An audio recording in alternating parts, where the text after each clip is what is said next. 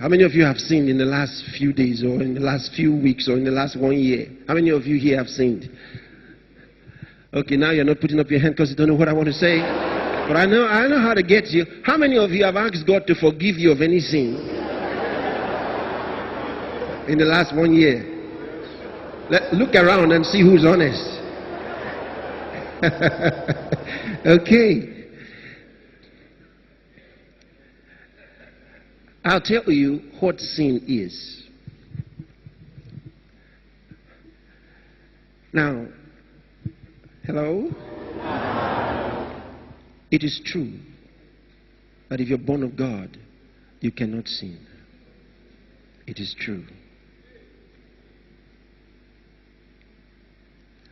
The problem is, we let others tell us what sin is, instead of letting God tell us what sin is.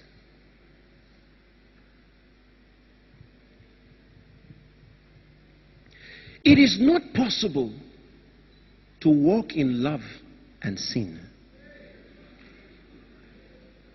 It is not possible. See, the same John said, if any man sin, we have an advocate with the Father, Jesus Christ the righteous. So was he contradicting himself when he said, the one that's born of God cannot sin? How could he tell us, if any man sin, we have an advocate with the Father, Jesus Christ the righteous? See, the judgment of God is not the same as the judgment of man.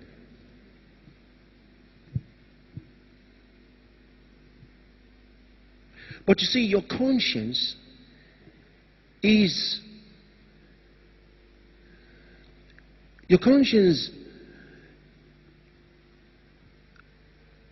either liberated or in bondage, depending on what you've been listening to. How you were brought up spiritually is what might keep your conscience in liberty or in sin, or rather in bondage. There are people who are forever in the consciousness of sin. And you know, the consciousness of sin is more terrible than sin itself. Because the consciousness of sin will take a man to hell for sure.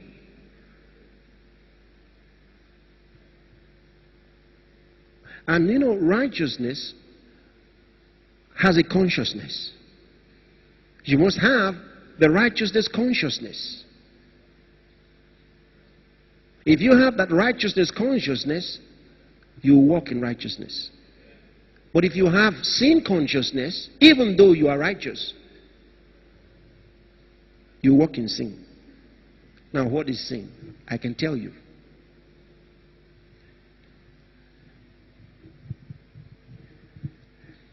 Can you understand in the Bible that there's a difference between the Old Testament and the New Testament?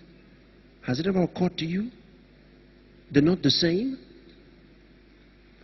The Old Testament is not the same as the New Testament. There are too many of God's children living the Old Testament life in New Testament times.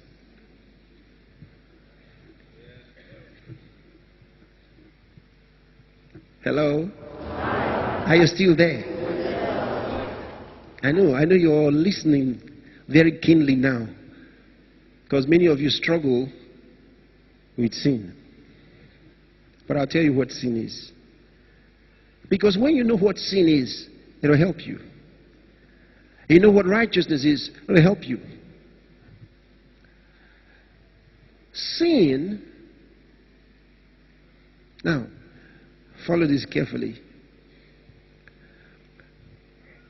Let's clarify something. In the Old Testament, nobody knew what sin was until God said, thou shalt not, thou shalt, and thou shalt not.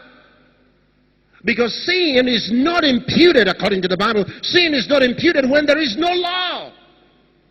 Where there is no law, there is no sin. Is that correct? So until the law came, they did not know sin. And that's what Paul argues in the book of Romans when you study in the 7th chapter. He said, I didn't know sin until the law said, thou shalt not covet.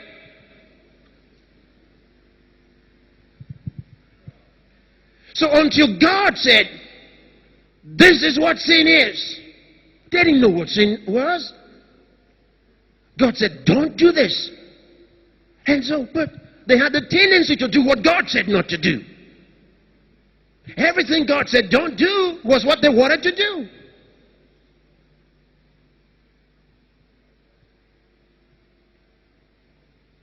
So sin was not defined by men, it was defined by God. It was God who said, do this or don't do this.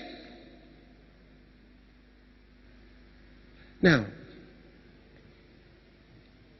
hello? Hi. Now this is important. See, I told you Mount Zion is a great mountain. Depends on where you want to live. God said, son, look from the mountain top. And I chose to answer what he said and to look from the mountain top. And you know, when you look from there, oh boy, life is different. You are a victor 24 hours a day, 7 days a week. Yeah. He said, look from the mountain top. And I look from there and I see